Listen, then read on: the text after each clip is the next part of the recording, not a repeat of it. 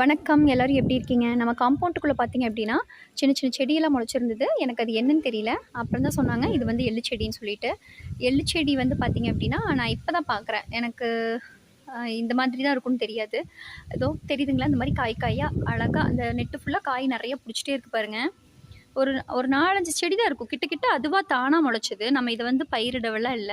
ஏதோ இந்த மாதிரி காய் வந்து அடுக்கடுக்கா காய்ச்சிட்டே இருக்கும். இது ஃபுல்லா ஒரு ஒரு வாதுக்கு ஃபுல்லா இந்த மாதிரி அடுக்கடுக்கா காய்கள் தான் நெறைய இருக்கு. தெரியுதுங்களா? எத்தன காய் இருக்குன்னு? இதோ இந்த காய உடைச்சோம்னா, இது மாரி தான் இருக்கு. இதுதான் எள்ளு. எள்ளு இதுன்னு நெனைக்கிறேன்.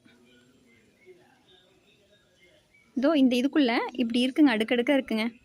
ஆக்சுவலா இது வந்து வெள்ளை எள்ளு மாரி இருக்கு.